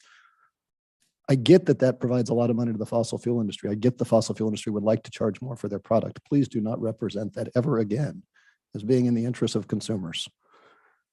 I'm sure you'll have some responses. Let me now move to, I want to thank Mr. Carter for his comments on trees. And I think that the benefits of trees sequestering carbon are welcome. Urban trees are a really interesting thing. In the Morton Arboretum that does some fascinating work in Chicago, showing that urban areas with trees, because of evapotranspiration, because of shade, are 5 to 10 degrees cooler, less load on the air conditioning. Was my pleasure to provide them with $750,000 to help further their research, because these trees are actually increasingly unable to survive in urban environments because of warming and pollution. And Mr. O'Meara, I'm wondering if you have any thoughts on what we can do federally to enhance our urban tree canopy and help the viability of those forests. No, thanks so much. And thanks for your leadership on this. I think it's a huge opportunity, and it's not just the urban heat island effect. It's also the health benefits. I mean, folks that have healthy tree canopies have lower rates of asthma. You see less other respiratory illnesses. I mean, the public health benefits are massive. Some of the best work in the country is actually being done in Louisville, Kentucky, where they're actually doing a lot of work. It's been fairly segregated. The wealthier areas had a lot of trees, other areas didn't. And looking at like the benefits on the policy side, I think making sure that like urban tree canopy are just in eligible use for a lot of these programs. A lot of times they're an afterthought because we think of private lands or state lands or federal lands. I think there is a issue with like technical assistance and making sure there's enough capacity to actually do the care and feeding and making sure the trees survive. Because as you said, warmer temperatures are leading to higher death rates of trees in different communities. But I think there's big opportunities through some existing pots, as well as some things we could kind of tuck into other authorizations. I'd love to work on that. Moving from the urban to the much broader. I've seen estimates that getting back to the soil carbon contents that we had 100 years ago, I've seen as much as 30 to 80 parts per million that we could pull out of the atmosphere if we could bring that back. Now, some of that's easier said than done, but there's a really interesting program that Illinois has rolled out to enhance the use of cover crops and couple that to reductions in crop insurance for farmers. To sort of use currency that the farmer understands, but add cover crops that not only increase soil carbon retention, but increase topsoil retention, a whole host of other, you'd see you nodding your heads. We're working on trying to find ways to sort of federalize that really good state policy. And I'm wondering if you have any comments on what we might factor in as we think about maximizing the use of cover crops, not just in terms of the climate benefits, but also doing it in ways that will resonate with the farmers who are going to deploy this and address any concerns that they might have. Yeah, I mean, it's interesting. We're seeing the uptick of cover crops going up in many parts of the country right now. And Illinois is a great example of some good work in Wisconsin as well. It's not for climate reasons. I mean, it's because it reduces soil erosion and improves productivity because the soils are richer and they're more fertile. It also is a way to reduce, kind of flooding impacts and just make sure that topsoil isn't kind of blowing off. And so, I also think that we should be compensating farmers for some of the carbon benefits as well, if they're willing to do it. And so, I would love to be in a world where farmers are, paid for the commodity, but also for some of the other benefits they're providing. And the incentive of crop insurance is a perfect one. Or all of a sudden, we know we're going to have to pay out less if the soils are healthier and there's less erosion. You're going to have less damage from the next catastrophic storm. So I think getting those incentives right, but not making it a climate program. It's just like there's a climate co-benefit, which is great, but let's do it because it improves the economics, improves the soil health. Okay, and I know we're about out of time, but if you have further comments for the record, one of the things that we've been struggling with is different regions of the country, depending on the planting season and when the cover crop goes in, farmers think about it in different ways, and trying to find a way to do this, not with a one size fits all, but something that works for the different types of agricultural environments in the country. And there's some great thinking going on right now, actually, University of Illinois, Champaign, around making sure that some of the cover crops have markets and not thinking of them just as like a byproduct, but actually have them as another economic driver. So yeah, we'd love to work with you on that. Thanks so much. Yield back. Next up, Ranking Member Graves, you're recognized for 5 minutes. Thank you, Madam Chair. It's not often that I have a chance to speak after Mr. Caston. So I'm going to go ahead and enjoy this for just a minute. Look, we can sit here all day long, and I'd be happy to stay here as long as you want and go through all the facts. Facts is that under the Biden administration, we saw a 161% increase in dependence upon Russian crude oil. Number one, period. That's a fact. Number two, you and your colleagues not only have opposed domestic energy production, just as this administration is doing, and I'm going to quote this president when he said, we are going to ban all oil and gas. I'm going to quote this Interior Secretary when I say that she said, we are going to ban drilling on public lands and fracking everywhere. I'm going to talk about the SEC ESG initiatives.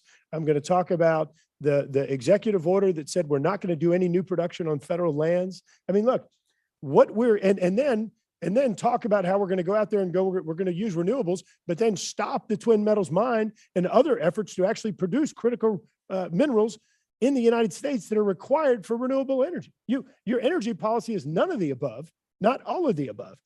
Every single thing that we're experiencing right now is a result of the failed or just say the lack of an energy strategy by this administration. And I hate to say this, Mr. Caston, but you and your colleagues have been complicit in this. We've offered amendments. I've offered amendments over and over again to ban Russian oil, to prohibit it. And you know who's voted against it? That side of the aisle. Y'all want to have this discussion? I'll have this discussion all day long. Let me say it again. The president yesterday said 1 million barrels of oil, 1 million barrels of oil a day. You know how much he was importing from Russia? 200,000 barrels. That's 5 times the amount. 5 times the amount every single day. You know why? Because it's mitigating for stupid energy strategies. I am all for all of the above. I'll sit down with any of y'all and talk through it. No policy and objecting to everything is not a strategy. And the American people that we all represent are paying for it right now. And it's ridiculous. I want to thank y'all for being here. I want to say, Mr. O'Mara, I got to tell you, I've worked with him for a while when he was in Delaware, and I've found him to be an honest man, and I found him to be a good partner to work with. Although I do want to say, to protect your reputation, we don't always agree. Mr. O'Mara, I want to make sure I understand something that you said, and you just give me a yes or no. You said in your extensive testimony, a lot of things, but one of them is that you believe that sequestration is a part of our should be a part of a net zero strategy. Is that right? Absolutely. Okay, thank you. And you advocate for natural solutions such as trees and other natural uptake. Something I think you and I have worked on in the past is engineered oyster reefs, living shorelines, and things like that as a way to kind of get your win-win-win-win-win scenarios. That's Absolutely accurate. Okay. So 45Q, which is enacted, is that an okay policy? Absolutely. But we need to make Let's make it inclusive. Let's include, right. So you believe that 45Q is good, but that we should expand its scope to include natural or biogenic sources. Exactly. Okay, which it's cheaper. I totally agree with you. Totally on board. And I think that does make sense. And then lastly, in regard to efforts to restore coastal ecosystems or wetlands or help to prevent the loss of those, you agree that both of those are strategies to either sequester or to prevent the release of greenhouse gases. Absolutely. Okay, thank you very much. I appreciate it. Mr. Loris, Ezra Klein did an op-ed in the New York Times a while back, and he was talking about how NEPA, National Environmental Policy Act, while well-intentioned perhaps, over the years and much case law that has, in my opinion, very much deviated from the actual focus or purpose of NEPA, that it has actually contributed to the impediments, I guess, in terms of our efforts to try to carry out projects such as renewable energy projects. You care to respond or comment on that? Yeah, I think you're seeing a movement from a lot of folks kind of on the center left aisle who are recognizing that some of the biggest impediments to clean energy infrastructure to natural climate solutions is onerous and bureaucratic environmental reviews and litigious organizations to prevent these projects from happening in a timely manner. Ezra Klein did it. Matt Iglesias, another center-left economist, talked about the importance of cost reduction, but also of deployment. And you can't deploy technologies, you can't deploy transmission lines, you can't deploy new nuclear power plants, you can't deploy natural climate solutions without efficient environmental reviews and permitting. And so I think, if you're talking about a silver bullet, this is certainly not it. There's a lot of things we need to do for American leadership and for global decarbonization. But in terms of helping with all of these solutions to decarbonize the energy sector, the manufacturing sector, and the agriculture and environmental sector for more carbon uptake, this is something that can really accomplish all of those things. Thank you, Mr. Loris. I'm out of time, but Madam Chair, I just want one line. There's a quote from a 2016 private speech that Hillary Clinton gave that says, quote, "We were even up against phony environmental groups, and I'm a big environmentalist, but these were funded by the Russians." Yield back. Okay. Next up, we'll go to Representative Huffman. You're recognized for 5 minutes. Thank you, Madam Chair. I thought we started off on a fairly hopeful note in terms of finding one of those rare issues in the climate conversation where we could have common ground and try to solve problems. And unfortunately, some of the recent comments have taken us pretty deep down the rabbit hole. A few moments ago, I actually thought we were going to hear that Bill Gates was implanting microchips into pine beetles. And then more recently, we hear this preposterous narrative that major national environmental groups are somehow under the influence of Vladimir Putin, as if he wants clean energy. The one thing that would render him powerless and irrelevant on the world stage. Look, the truth is there's a glass house problem when our colleagues across the aisle start suggesting that environmental groups are parroting Putin talking points. It is the fossil fuel industry that for decades has had a very lucrative bromance with Vladimir Putin. It was the Trump administration for 4 years that had the greatest collection of Putin fanboys outside of the Kremlin anyone's ever seen. And our colleagues thought that was just wonderful. It was making America great again. Look, we should not be looking to the fossil fuel industry that's been writing their talking points on these subjects as for solutions to this mess. We should be sending them the bill for the war in Ukraine, because the fossil fuel industry has always been interested and today is still interested in only one thing, and that is keeping as many people as possible hooked on their fossil fuel so that they can keep making lots and lots of money. It's not very complicated, and maybe I should put it in terms that my colleagues could understand in light of last week's revelations. If you've got a colleague that is doing key bumps of cocaine, whatever that is, and you tell them, gee, that's really bad for you, that's hurting you. Let me hook you up with this other dealer who's got better stuff. That's not a very good answer to the problem.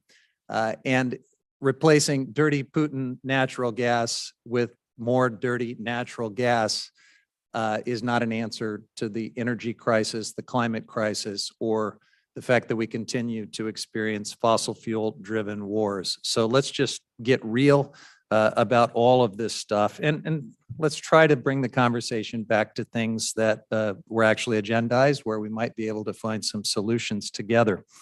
Mr. O'Mara, restoring and better managing our U.S. lands and waters can mitigate 1/5 of our carbon emissions.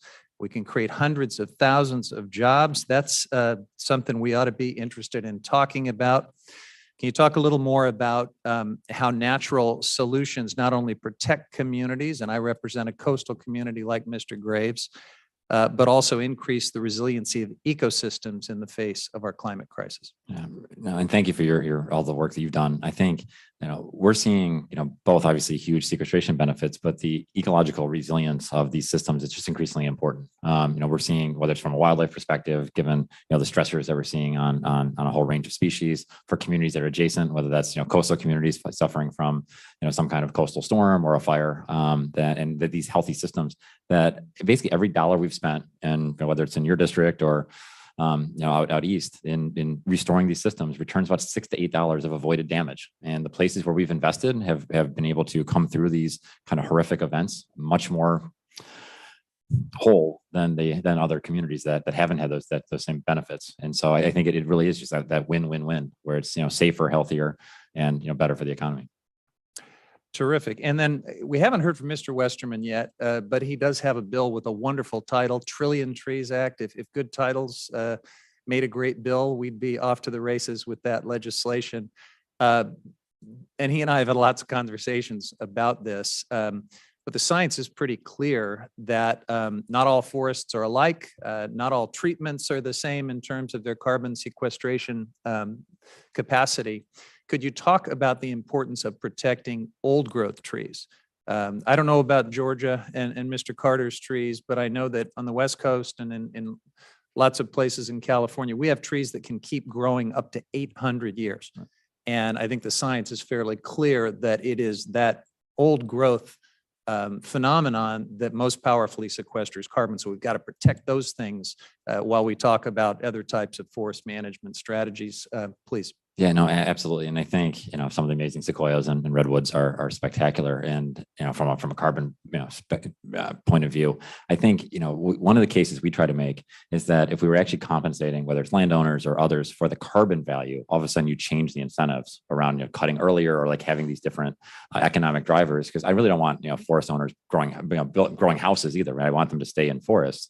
But I do think some of the economic incentives, especially given some of the trade policy issues the last several years, have been pushing folks to cut earlier. And so we're not getting the carbon benefits. We're also not getting like the long-term benefits like you're talking about. And so the question is, how do you realign those incentives? That's why I think that 45Q idea is kind of interesting, because all of a sudden, like, if I know I'm going to make more by allowing it to grow longer, because all of a sudden that those incentives start aligning and you can have robust markets at the same time. Thanks, Madam Chair. I yield back. Thank you. Next up, Rep. Escobar, you're recognized for 5 minutes. Thank you, Madam Chair, and many thanks to our panelists as well. Really appreciate the opportunity to talk about these issues. Frequently when we talk about protecting ecological treasures, we talk about the oceans, we talk about forests, we rarely talk about the desert. I represent El Paso, Texas, a vibrant and safe, wonderful community on the US-Mexico border that is in the Chihuahuan Desert. And in my community, in the middle of it is the Franklin Mountains. And at the base of the Franklin Mountains is this incredible treasure known as Kasner Range. Kasner Range is about 7,000 acres that belongs to the federal government.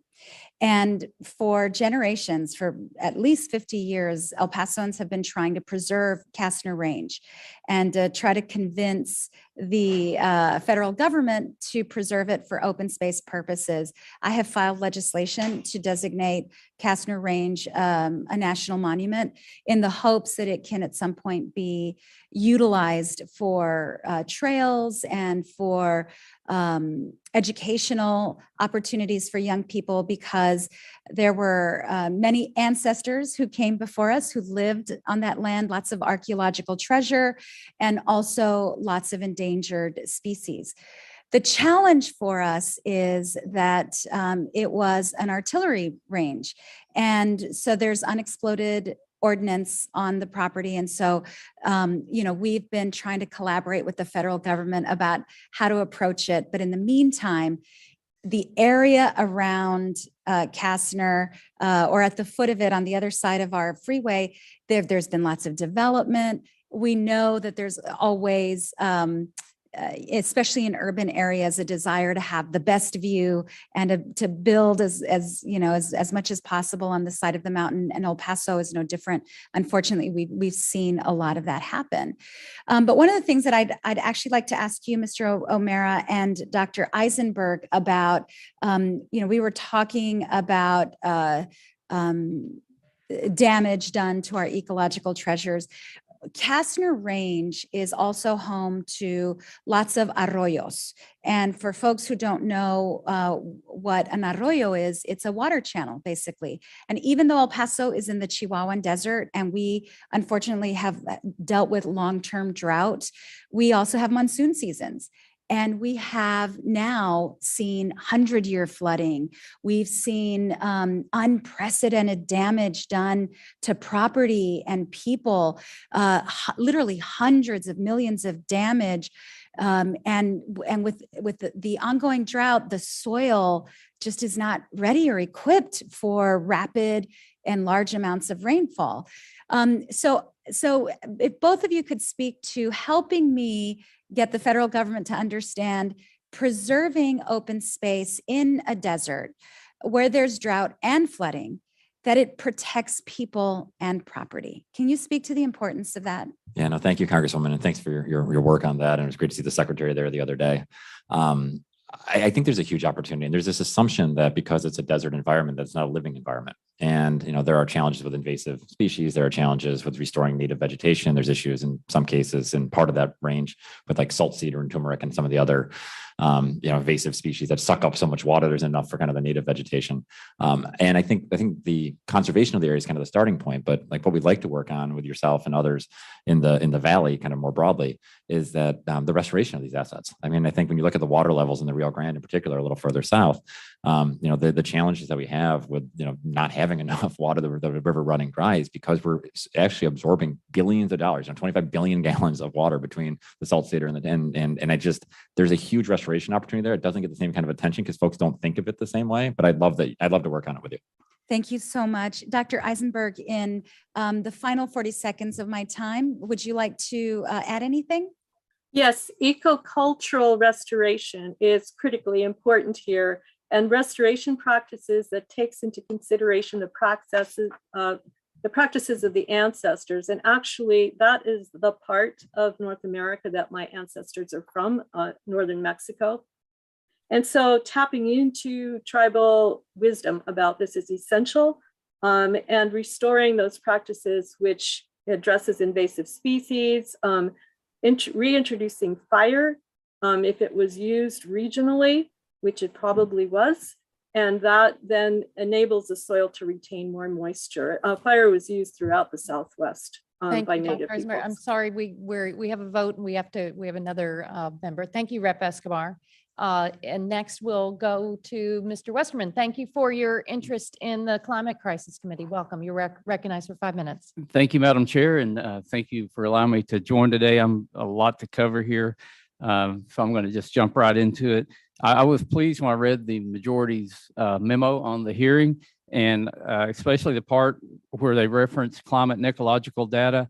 And just to be brief, I want to make sure that our witnesses are on the same page. As I read these bullet points, if you disagree with it, please raise your hand. If not, we'll just go to the next one.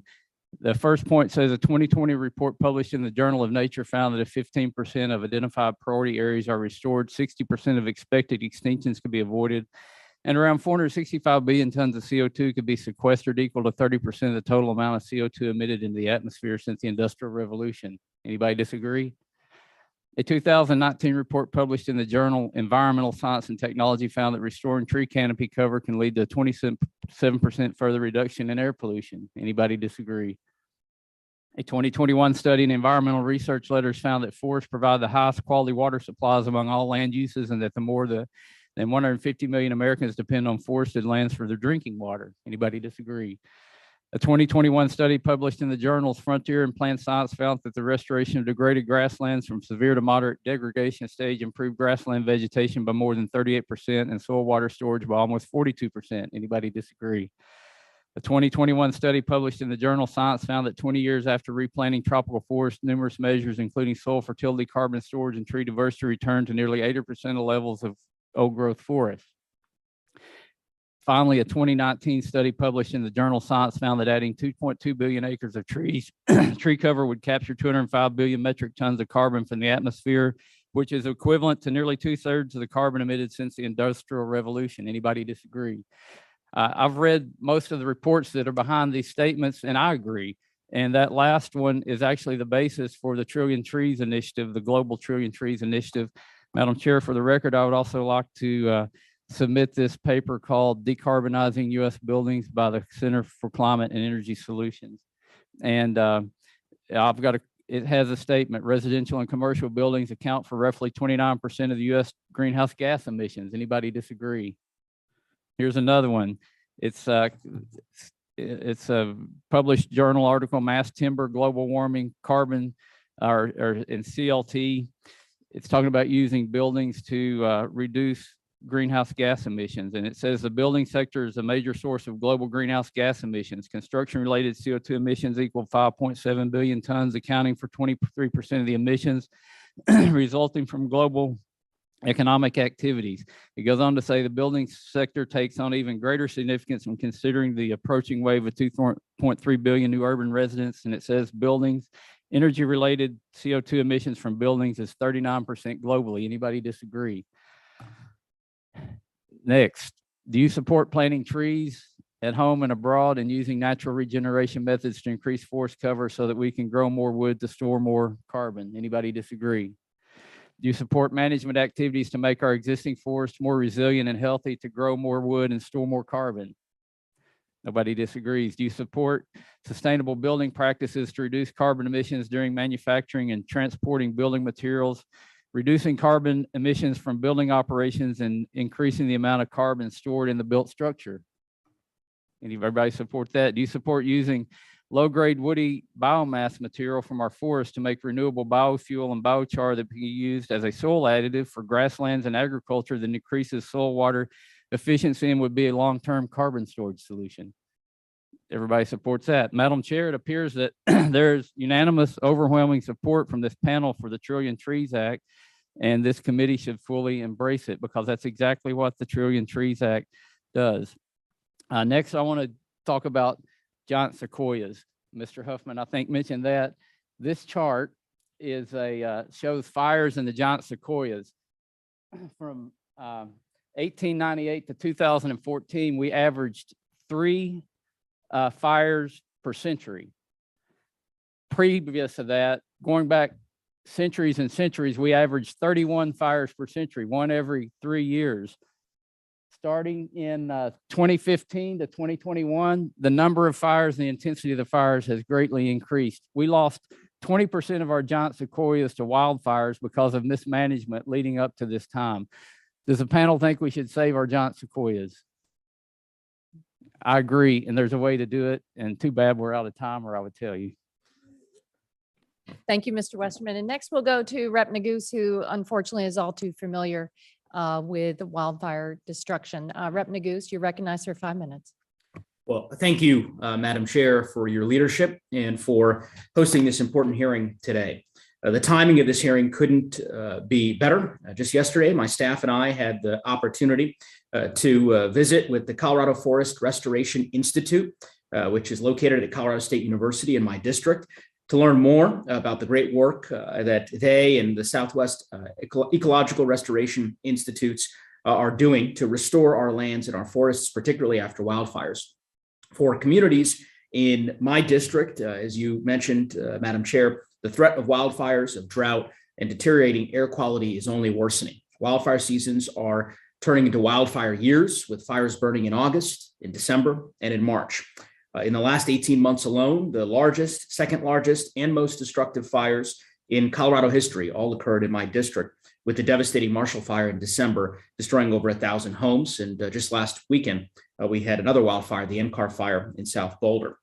The cost of climate change for my community could not be more clear. We need bold, decisive action to address these impacts and to tackle these existential threats. Earlier this month, I was proud to join with my colleague, Representative Matsui from California, to launch the Nature and Oceans Task Force of the House Sustainable Energy and Environmental Coalition.